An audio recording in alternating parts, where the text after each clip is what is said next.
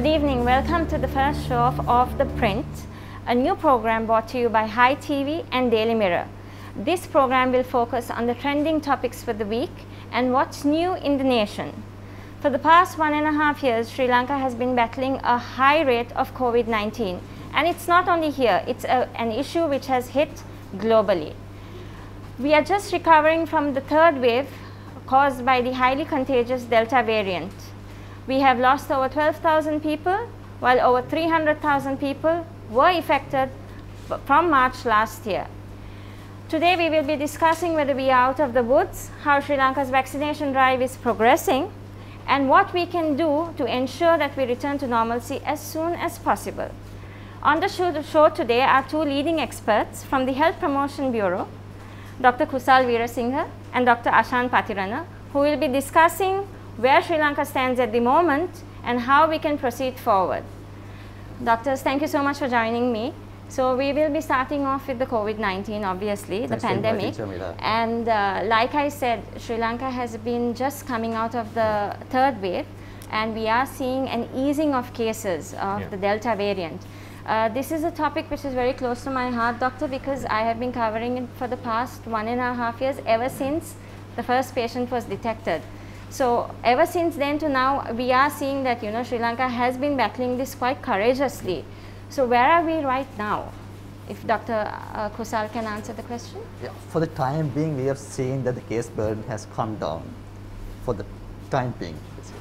But the thing is, we can't just let our guards down right now. I mean, like, our vaccination campaign has been really successful. We have managed to successfully vaccinate over 80% of the population about 20 years of age. Okay. That's a significant sort of an achievement. But even though we have managed to vaccinate a large number of people, we just can't afford to let our guards down right now, because if we do, it would be a matter of time until the cases start going up, the case burden starts going up again. So can't afford to be complacent at the moment. Okay, but overall, I mean, we are seeing an easing of cases, and the death toll has come down, Definitely, isn't it, doctor? It has. From what we were a few weeks ago. Exactly. So, like, plenty of factors play a role here. So one thing is the vaccination. We have managed to vaccinate a large, say, a larger fraction of people, big proportion, and that helps bring down the mortality, and then it brings down the need for intensive care. But and then of course with the travel restrictions and those, because with those tight restrictions, we have been able to control the transmission as well. With these factors put together, we are seeing an easing of the caseload. Definitely we do. But like, as I said, we just can't afford to be complacent, because we have seen so many case scenarios, so many case studies where countries who have had successful vaccination campaigns and who had successfully at one stage controlled COVID-19 had seen a resurgence. So yes, it's not the time to be complacent, but yeah, we could be proud of what we have achieved so far. Right. Dr. Ashan, I'll ask you something. Just a few months, a month ago, when I was reporting about the COVID-19, one of my articles said that Sri Lanka's health system is exhausted from the Delta variant. How is the system now? Are you all as doctors a little bit more relieved now that, you know, do you all have more time? Yes. So the simple answer is yes, compared to the situation about 2 months back, where everything was jam-packed, people could not be accommodated with the bed strength that was available. Yes, it is easing up. See, the issue is, for us to see the results of action that we take today, it will take at least 2 weeks. Because that is the incubation period where you would see, even if you bring in a lockdown, we see like about 2 weeks before the cases starts to go down. So even when we open, don't judge about the current situation just as we ease the lockdown. So it will take at least 2 weeks for us to see what are the issues with the easing of this regulation. It's something that was timely. We needed it because the economy needs to operate, and there were vulnerable people who were affected by this lockdown who needs to come out of it, right? And so with that situation in mind, we have to think, okay, right now we are good, but we do have to expect some increase in 2 weeks, more than what we are having right now, because obviously we have increased the mobilization of people and people are connecting more. But if it is within the capacity of the health system to handle it, we should be able to move forward, because it's all about striking a balance. There is no way that we are going to operate with 0 cases. So let's say, Jamila, like for now it's very promising, but we have to think ahead. And the unnecessary travel, see, it's not about restricting everything. A lot of people are asking, okay, the others are moving around, why shouldn't I move around? Yeah. But you have to ask the question, is it essential for you to move around? Because there are some people who can't meet ends with the economy, like they are the most vulnerable in the society. And they are the ones who needs that mobility to make sure that, you know, the economy operates and the country benefits, and the most vulnerable are looked after. But if you are in a position to stay indoors and still work without moving out, we would like to encourage our people to take that stance and stick indoors, because the country can handle only so much. Okay. So that's the message. But how's the situation in hospitals now? Are we still seeing patients who are, Yeah. you know, lying on the floors? I Are we wouldn't still say dying seeing on the patients who floors. are still lining up outside? No. What's happening now? Because now the case loads are coming down. Even the intermediate care centers that used to be packed are relatively less occupied right now. But I think we are maintaining these places because we are preparing. I mean, that before the Delta variant came, we thought, you know, like everything is fine. Like, you know, we were handling the previous version, the UK variant as they call it. Alpha variant, Yeah, the Alpha variant, Okay. very well. And then came Delta. So who knows what's going to come out, Epsilon or like Lambda. We don't know. So we have to be prepared. So hope for the best and prepare for the worst. Dr. Ashan, when we were in the peak of the Delta variant, we did have pictures coming out from hospitals which showed there were patients who were lying on the ground. You know, there were queues lining up, waiting entrance into hospitals because there were patients who were quite serious. This showed that our health system needs to expand in case if we are going to face any other pandemic in the future, not only the COVID-19, but who knows what the world will bring. So do you think, isn't it the right time for Sri Lanka to actually take this into consideration and focus more on its health system? Yeah. Good things and the bad, right? The good thing is that we had a good public health system and a hospital system that had equity across.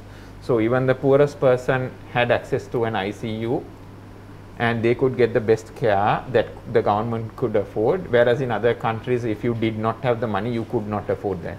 So they used to, you know, like stay in a different queue, whereas the rich could get better care. Yes. But over here we had that facility where everybody could go into a government system and, you know, get the best possible care, even though it was stretched to the limit, and which is quite acceptable given that even the richest countries like US is finding it really hard to provide free health care. Yes. Right? So Obamacare they tried to bring in, when, you know, they are still struggling to find funding for that. Okay. So few things to keep in mind. What we have is good, but we need to improve.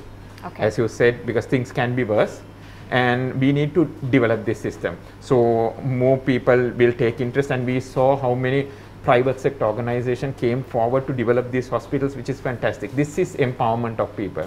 They understood the value of the system, and they supported the government system to build, not the private hospital. I'm not putting down the private hospitals in any way, but it's not something that everybody can afford. So if you're looking at the greater good, we are looking at people supporting the system and getting the maximum out of it. Okay. We're just going to go in for a short break. We'll be right back.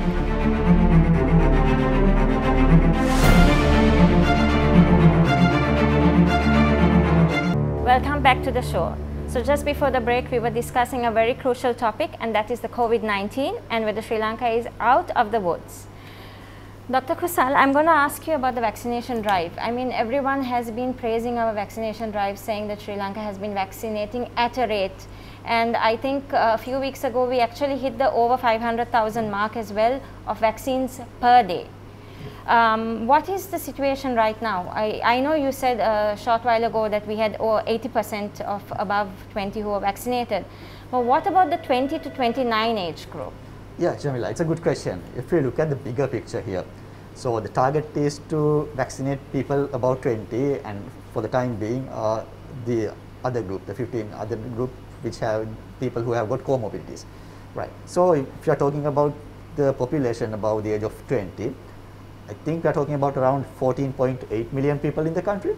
Okay. So among them, we managed to give at least one vaccine to around 99% of the population. Okay. So 99% of that population have at least started taking the vaccine, have had at least one vaccine. So the percentage of people above 20 who have had no vaccine at all is right now about 1%. So it's impressive.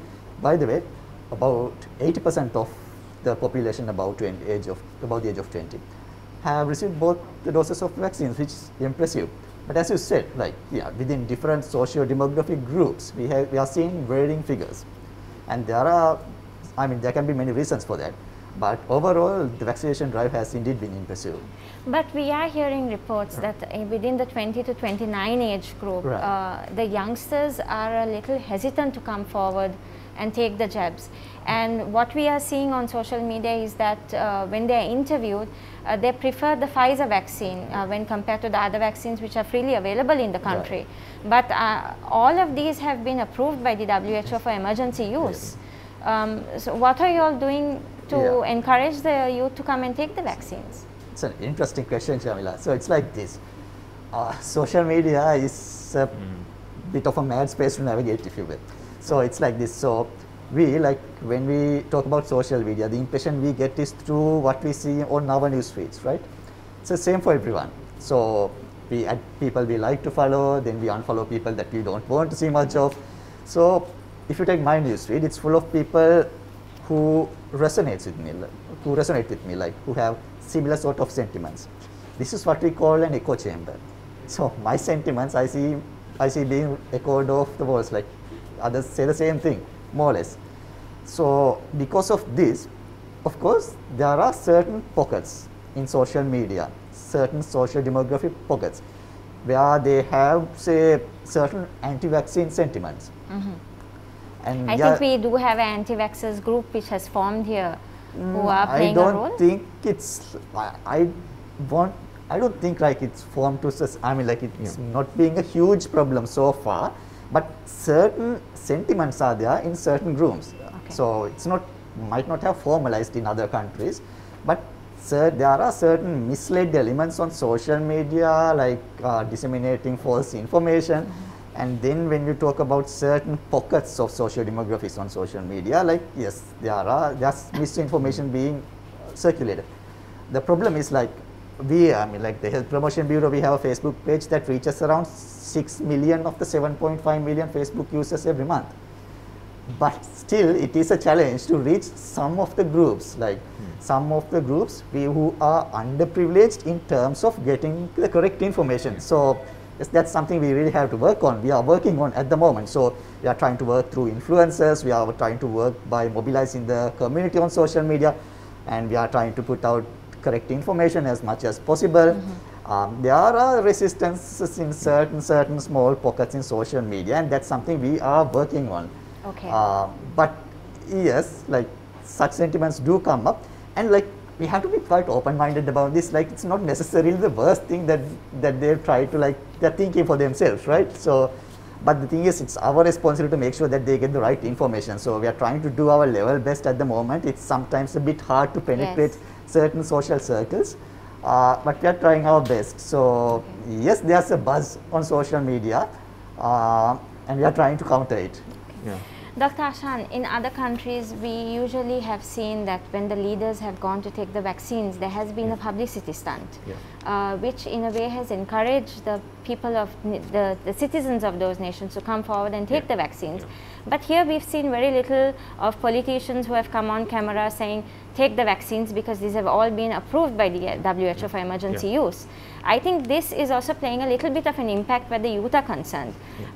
Because the moment we put something on social media, the first question the youth ask us is, what vaccine did you take?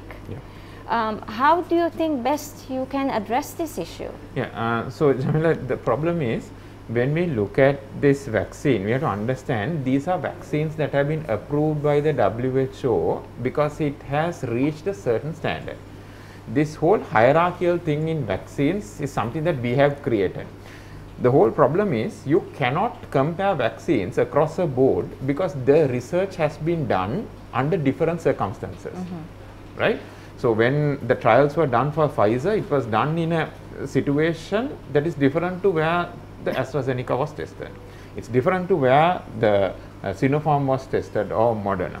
So therefore, trying to compare the information across the board and say this is better than other, that is stupid, because that's basically not knowing your facts, right? So what is being done right now is post-market surveillance. And you have seen results from the Jawaharlal University that is being conducted, which is showing promising results from all the vaccines that have been given in Sri Lanka. See, the problem is, even among the young, the problem is with the people who are less educated, and we have to understand there are social determinants of health. So some levels of social development, their cognition and their upbringing affects their decision making. Some of them have a bit of a low self-esteem where they want to feel powerful and to say the so-called good vaccine they want to take. Okay. See, this is just a problem of attitude and the social context under which they operate. So it's a matter of for us to educate them. It's our duty. If they are not taking it, that is our failure in terms of empowering them to make a good informed decision. Okay. So we take the responsibility on our hands to make sure that we get the correct information so that they can make an informed choice. Because Health Promotion Bureau, we thoroughly believe the choice lies with the people. We do not enforce health on people. So therefore, our job is to empower them with the correct information, because that's what we do. We are people of science. We read through. We will never play into any pressure, because we are people of science and we evaluate in a scientific lens, and we do not take personal opinions in. So in our opinion, and the scientific community has all agreed that it's a good vaccine for this group. So I would like to invite our people to be thorough with the science. Knowing half the truth is very, very dangerous. Correct. So Right. there you go.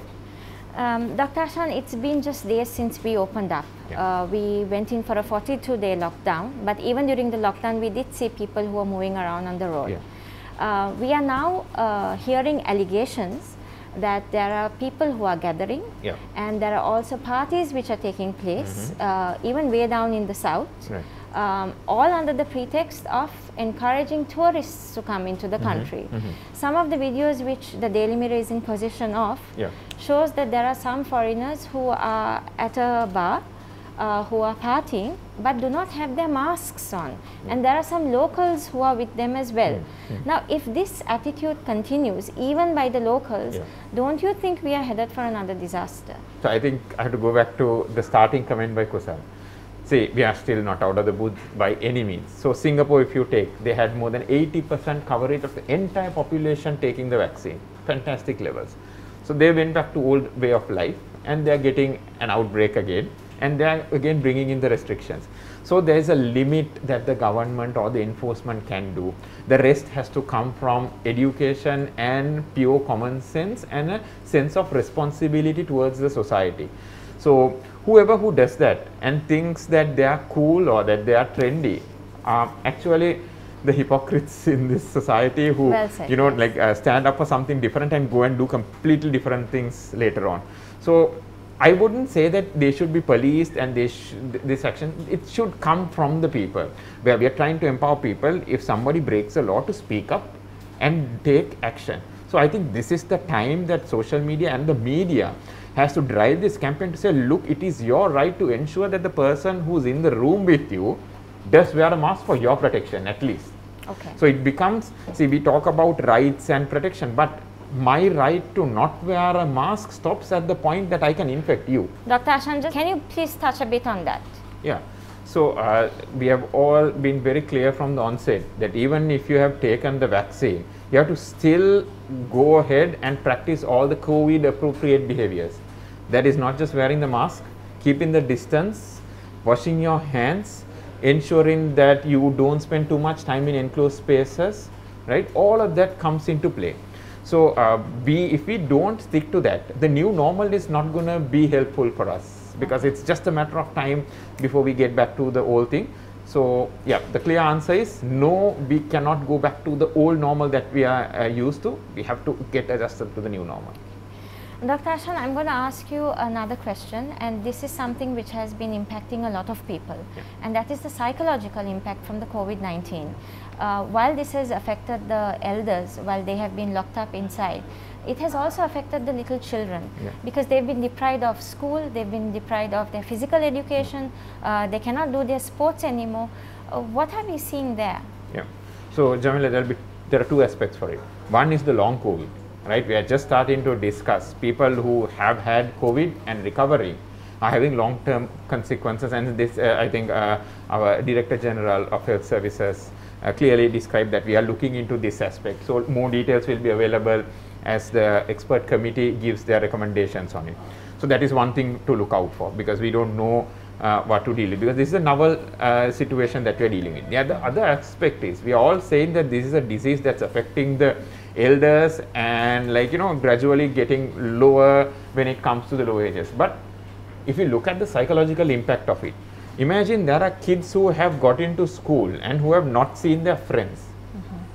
There are elder students who are having big dreams of maybe becoming the prefects or leading their sports team, becoming the captain or playing their final year, who have just stopped coming to school on a particular day and never saw their friends. Now they might be just looking for jobs and they will never see each other.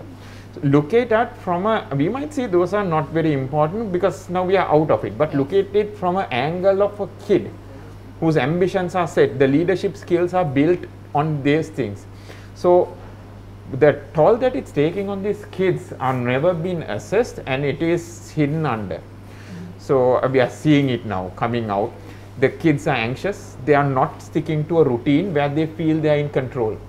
If people know, okay, I have to wake up at this time, now since everything is open, they don't have a schedule, they are a bit confused, they are anxious, the skills of managing with their friends, the social affinity, the ability to work with peers are losing. These are skills that will be necessary. There's a whole generation who will lack these skills once they come into the job market or when they are adults. Yes. So, I mean, I'm not complaining that, you know, like we are not doing anything about it, but these are things that we have to be aware of and to ensure that we take some action to rectify them or minimize them without just sweeping it under the carpet.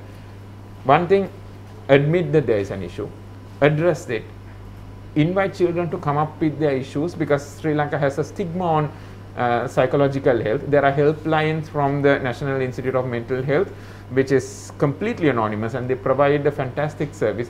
So we want the media to take these messages to the parents so that the children can be educated and they can seek help without trying to solve issues by themselves, because these are young kids with very soft minds. We need to support them. Right, okay. Dr. Kusal, as you can see, offices have also opened up. State, private institutions are having their employees back to work. This is also a very important topic, because in the coming weeks or in the coming days, we'll be see thousands of employees who will be getting back to their normal livelihoods. What's the message we can give them? So the thing is, Jamila, we can't ask people not to get on with their lives. So they do have to. But at the end of the day, it's about minimizing the risk. Minimizing the risk is all about knowing what the high risk situations are. So we have seen that most of the super spreading events occur in certain sort of instances. Say it happens in enclosed spaces, happens in a crowded setting, and it happens at places where people come into close contact with each other. So these, when there's like more than one of these factors playing in, it becomes a very risky place to be in. So if you have to be in such a position, if you have to go to such an event, make sure that you get out as soon as you can. So limit the time that you spend in that place. So it's about making these small changes, Jamila. It's about making these small changes to bring down the risk. It's a numbers game from now onwards. So it's always be better to like mindful of these, the 3 C's: closed spaces, crowded places, and places where you come into close contact with people.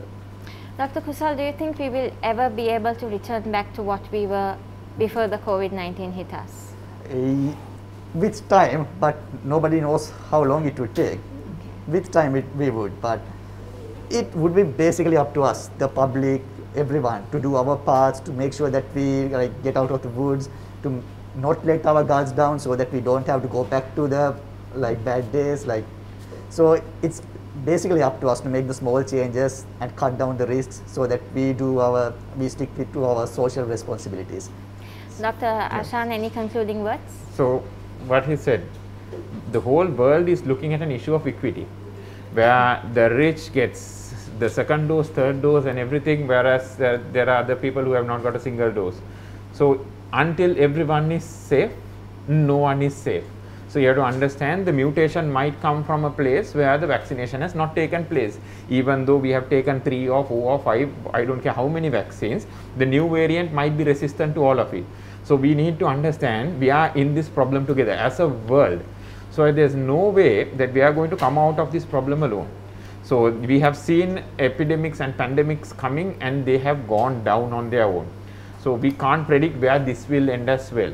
But if we work together and if we find a solution that reaches every corner of the world, maybe we might be able to come out of this whole issue of coronaviruses altogether. Because some research are showing that even the SARS-CoV-1, like which came earlier, is also responding to these vaccines. So this is also fantastic news. So who knows, when we come out of it, we might be coming out of coronaviruses altogether, but we don't know yet. Like, a lot of things are going on. So the appeal is, do what you can do and be hopeful of a better tomorrow, but do your part right now. Dr. Kusal, Dr. Ashan, thank you so much for joining me on the program, and I wish you both the very best as we continue to battle the COVID-19. So we conclude today's show, and as Dr. Ashan said, no one is safe till everyone is safe. Remember guys, continue wearing your masks, social distance, hand hygiene, and not going out unnecessary will help save lives. Vaccines save lives as well, so please go get your jabs. Thank you very much.